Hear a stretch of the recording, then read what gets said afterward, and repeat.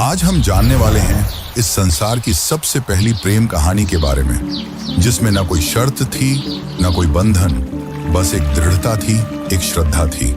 इस कहानी में रंग भी है और दुख का संग भी। यह है शिव और सती की अमर प्रेम कहानी, जिसमें प्रेम है, त्याग है और अंत में एक नई शुरुआत है। तो आइए जानते हैं इस महान प्रेम कथा को, सती कथा को। सती!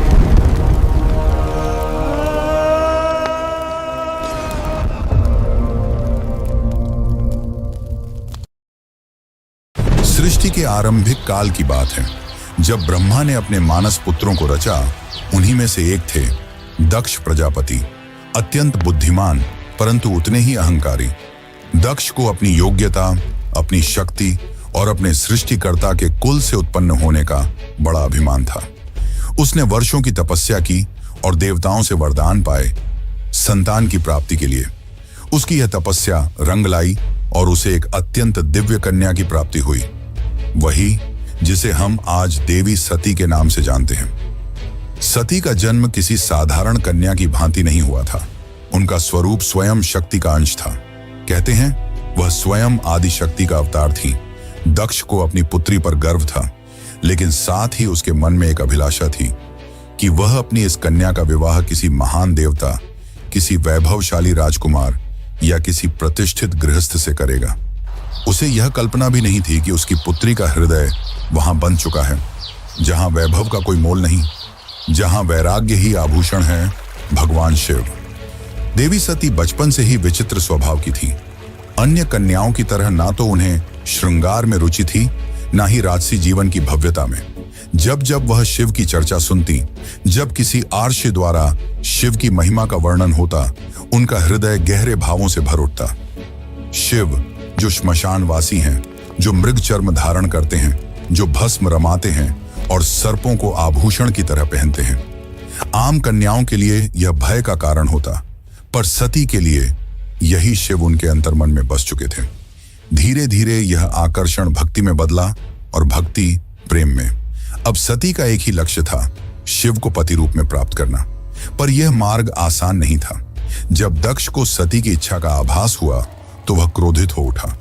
उसकी आंखों में तो शिव एक जंगल में भटकने वाले योगी मात्र थे। उसने सती को समझाने का प्रयास किया कि वह किसी योग्य, राजसी और सम्माननीय वर को चुने, पर सती अब निर्णय कर चुकी थी। उन्हें किसी धन, वैभव या पद की आवश्यकता नहीं थी। उन्हें चाहिए था वह परम पुरुष जो संन्यास में भी पूर्ण है, जो मौन में भी संपूर्ण है। और इसी लक्ष्य के लिए सती ने आरंभ की कठोर तपस्या। पर्वतों की गुफाओं में प्रचंड वायु और वर्षा के बीच सती ने भोजन तक त्याग दिया। उन्होंने पृथ्वी पर बैठकर खुले आकाश में बिना निद्रा के केवल शिव के ध्यान में लीन रहकर दिन, सप्ताह और महीनों का तप किया। देवताओं तक को आश्चर्य हुआ कि एक कन्या इतनी कठोर तपस्या कैसे कर सकती है। और जब उनकी तपस्या की अग्नि ने त्रिलोक को प्रभावित करना शुरू किया, तब अंततः भगवान शिव ने उनकी भक्ति को स्वीकार करने का निर्णय लिया। पर यह तो आगे की कथा है। अभी तो एक पिता के अहंकार और एक पुत्री के समर्पण की टकराहट शुरू हुई है। जहां एक ओर दक्ष चाहता है कि सती उसके राजनैतिक सपनों की सीढ़ी बने, वहीं दूसरी ओर सती हर सांस के साथ शिव का नाम जपती है। यही संघर्ष इस प्रेम कथा की पहली चिंगारी है, एक ऐसी चिंगारी जो आगे चलकर एक भीषण अग्निकांड बन जाएगी। सती अपनी तपस्या में लीन थी। उनका एकमात्र उद्देश्य था शिव की प्राप्ति। अनंतः उनकी भक्ति से प्रसन्न होकर शिव प्रकट हुए। शिव मुस्कुराए और एक क्षण में वह उस तपस्विनी के समक्ष प्रकट हो गए। जैसे ही सती ने अपनी आंखें खोली, उनके सम्मुख खड़े थे वही जिनके लिए उन्होंने सब कुछ त्याग दिया था। शिव ने उनके तप, प्रेम और अटल श्रद्धा को देखा और कहा, हे देवी, तुम्हारा प्रेम मुझे बाध्य करता है।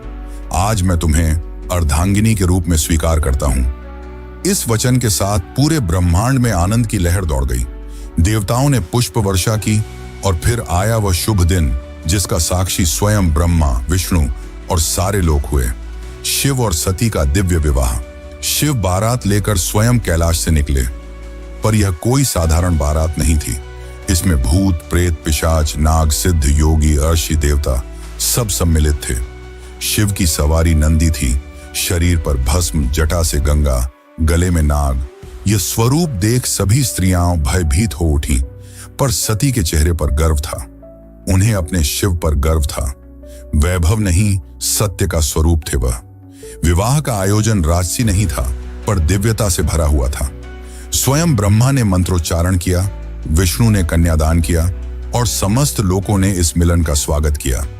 यह केवल दो आत्माओं का नहीं, सृष्टि के दो मूल तत्वों शिव और शक्ति का मिलन था। लेकिन इस भव्य विवाह में एक स्थान रिक्त रहा। सती के पिता दक्ष प्रजापति, वह नहीं आए, ना ही कोई संदेश भेजा, ना ही कोई आशीर्वाद, क्योंकि उनके लिए यह विवाह एक अपमान था, एक चुनौती उनके अभिमान को। उनके अनुसार यह मिलन योग्य नहीं था। और यहीं से प्रारंभ हुआ उस अग्निकथा का बीज, जो आगे चलकर पूरे यज्ञ को जला देगा। समय धीरे धीरे बीतता है। कैलाश पर्वत पर प्रकृति की गोद में शिव और सती अपना वैवाहिक जीवन शांतिपूर्वक और आनंद से व्यतीत कर रहे हैं। कैलाश की गुफाएं, मंदाकिनी की कलकल धारा और बर्फीली हवाएं सब साक्षी थीं उस दिव्य प्रेम की, जो समय और शब्दों से परे था। लेकिन इसी बीच एक और स्थान पर कुछ और ही चल रहा था, राजा दक्ष के मन में। सती के शिव से विवाह को वह अभी तक स्वीकार नहीं कर पाया था। हर बार जब कोई शिव की महिमा का गुणगान करता, दक्ष की भौहें तन जाती। उसे लगता कि शिव ने उसकी पुत्री को अपनी योग्यता से नहीं, किसी छल से प्राप्त किया है। वह अपनी सत्ता, अपना रुतबा, अपनी श्रेष्ठता सिद्ध करना चाहता था, और उसी घमंड ने उसे एक विशाल यज्ञ के आयोजन की प्रेरणा दी। दक्ष ने यज्ञ का आयोजन बड़ी धूमधाम से किया। ऐसा यज्ञ जिसमें समस्त देवताओं, ऋषियों, सिद्धों और लोकपालों को निमंत्रण भेजा गया। ब्रह्मा से लेकर इंद्र तक हर कोई आमंत्रित था, परंतु एक नाम उसमें अनुपस्थित था, महादेव शिव का। यह कोई भूल नहीं थी, यह था दक्ष का जानबूझकर किया गया निर्णय। उसने शिव को निमंत्रण नहीं भेजा, क्योंकि उसका अहंकार उसे यह स्वीकार नहीं करने देता था कि उसकी पुत्री ने उस योगी से विवाह कर लिया, जो ना कोई राज्य रखता है, ना कोई वस्त्र, और जो श्मशान का वासी है।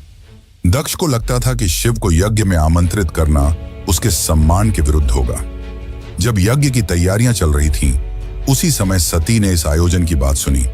किसी ने उनसे कहा, माता, आपके पिता दक्ष ने एक महान यज्ञ का आयोजन किया है, जिसमें सारे देव, ऋषि और ज्ञानी आमंत्रित हैं। वह तो आज पूरे ब्रह्मांड का ध्यान खींच रहा है। यह सुनकर सती का हृदय कांप उठा। उन्हें विश्वास नहीं हुआ कि उनके पिता इतना बड़ा आयोजन कर रहे हैं और उन्हें कोई सूचना नहीं मिली। कुछ समय तक वे चुप रहीं, शायद आशा में कि कोई दूत आएगा, कोई संदेश मिलेगा। लेकिन जब स्पष्ट हो गया कि शिव और उन्हें जानबूझकर न बुलाया गया है, तब उनके भीतर कुछ टूट सा गया। एक ओर पुत्री का धर्म उन्हें पिता के यज्ञ में खींच रहा था, तो दूसरी ओर पत्नी का धर्म उन्हें शिव की मर्यादा का ध्यान रखने को कह रहा था। अंततः सती ने शिव से निवेदन किया, स्वामी, मैं उस यज्ञ में जाना चाहती हूं। शायद यह कोई भूल हो और मेरा जाना उस विघटन को रोक सके। शिव ने सती की ओर गहरी दृष्टि से देखा। वह जानते थे कि यह आमंत्रण विहीन आयोजन एक साधारण यज्ञ नहीं है। उन्होंने शांत स्वर में सती से कहा, हे प्रिय, जहां सम्मान न हो वहां स्वाभिमान को ले जाना व्यर्थ है, और मैं नहीं चाहता कि तुम उस यज्ञ में जाओ जो केवल क्रोध और घमंड से जल रही है। परंतु सती व्याकुल थी। उनके भीतर एक द्वंद्व चल रहा था, पिता और पति के बीच। उन्होंने पुनः प्रार्थना की, प्रभु, मैं केवल एक पुत्री के रूप में वहां जाना चाहती हूं।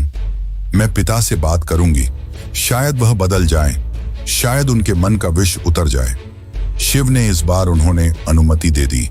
सती ने कैलाश से विदा ली, अकेले, बिना किसी दूत या सम्मान के।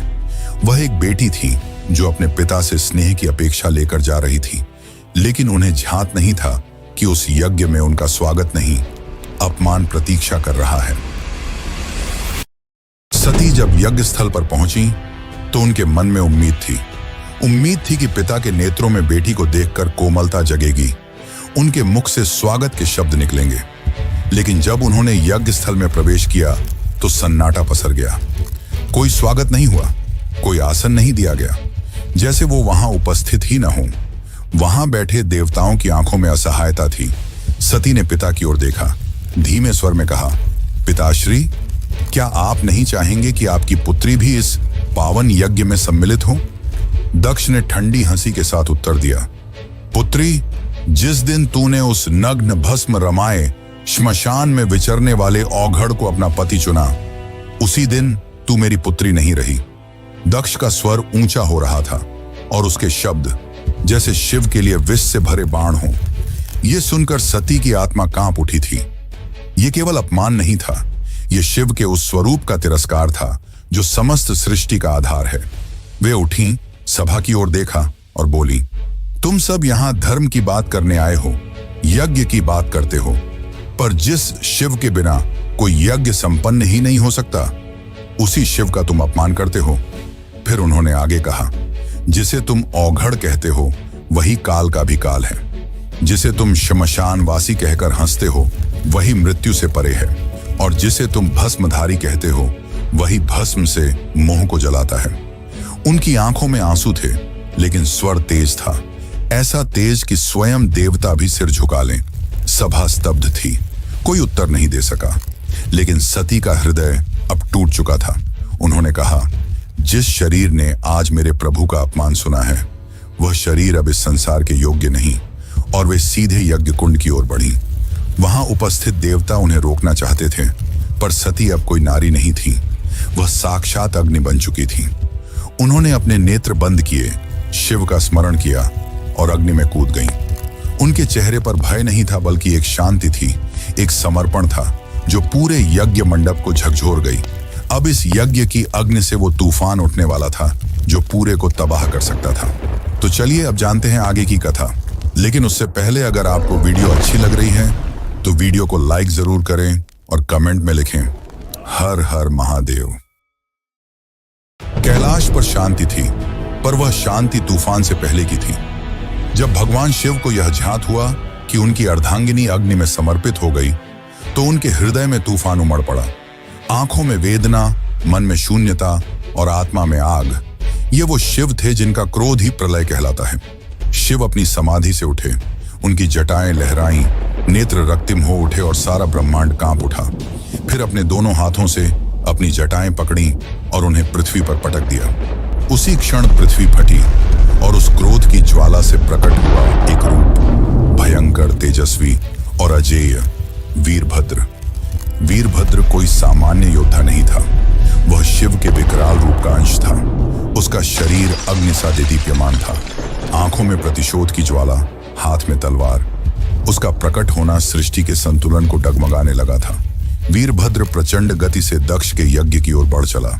जिस दिशा में वह चलता, धरती कांपती, आकाश बदलता और देवताओं के हृदय कांप उठते। जैसे ही वीरभद्र यज्ञ स्थल पर पहुंचा, आकाश में अंधकार छा गया और वीरभद्र प्रकट हो चुका था। उसकी उपस्थिति मात्र से यज्ञ की अग्नि थर्रा उठी। वह बिना रुके आगे बढ़ा। पहले यज्ञ वेदी को तोड़ा, फिर वेद पाठ करने वाले ब्राह्मणों को हटाया। उसकी आंखों में एक ही लक्ष्य था, दक्ष। वीरभद्र के सामने कोई नहीं टिक सका। वह अकेला था, परंतु अजेय।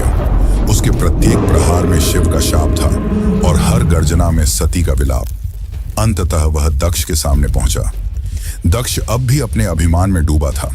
वह चिल्लाया, मैं यज्ञ करता हूं, मुझे कोई छू नहीं सकता। वीरभद्र ने उसकी आंखों में देखा और कहा, तू पिता कहलाने योग्य नहीं। आज तुझे उसी अग्नि में भस्म करूंगा जिसमें तूने धर्म का मजाक उड़ाया। और एक ही झटके में वीरभद्र ने अपनी तलवार से दक्ष का सिर धड़ से अलग कर दिया।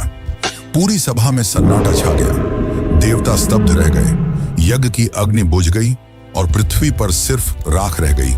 वो राख जो अहंकार, अधर्म और अपमान की अंतिम परिणति थी। वीरभद्र शिव की आज्ञा पूरी कर चुका था, पर यह कहानी यही नहीं रुकती।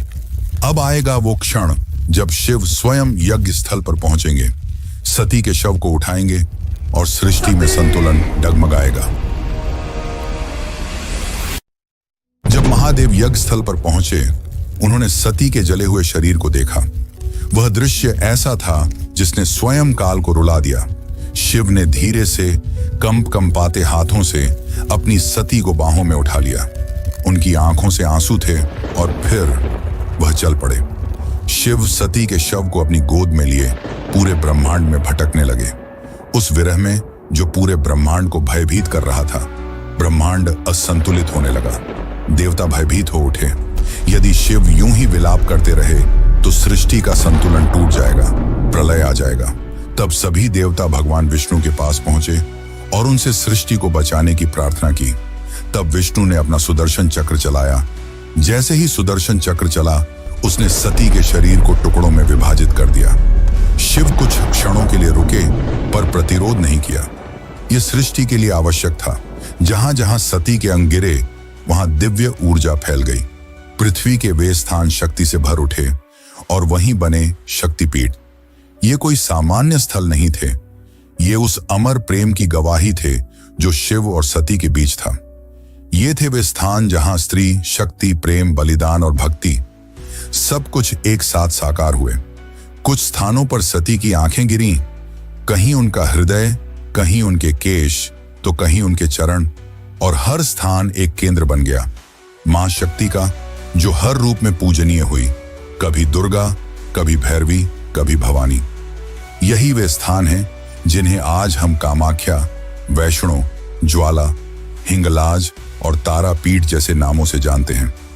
इस प्रकार सती के वियोग से जन्मे ये शक्तिपीठ न केवल देवी के अंग हैं, ये उस प्रेम की शाश्वत उपस्थिति है जो आत्मा से आत्मा तक जुड़ता है।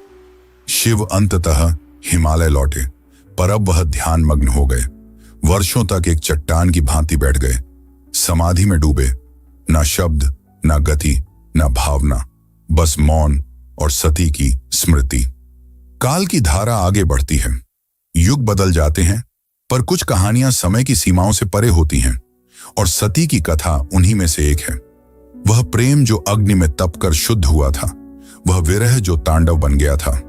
उस अधूरी यात्रा को अब पूर्ण होना था, पर यह कहानी यहां समाप्त नहीं होती। प्रेम का सफर यहीं पर रुकने वाला नहीं था। जहां अग्नि ने प्रेम का रंग दिखाया था, वहीं से एक नई दास्तान का पैगाम आने वाला था। सती के बलिदान से जो प्रेम जला था, वही आग पार्वती के रूप में फिर फलने वाला था। यह अंत नहीं, यह शुरुआत है। शुरुआत है एक अमर, अनसुनी और अनोखी प्रेम कहानी की। यह शुरुआत है शिव और पार्वती की। यह शुरुआत है एक नए युग की।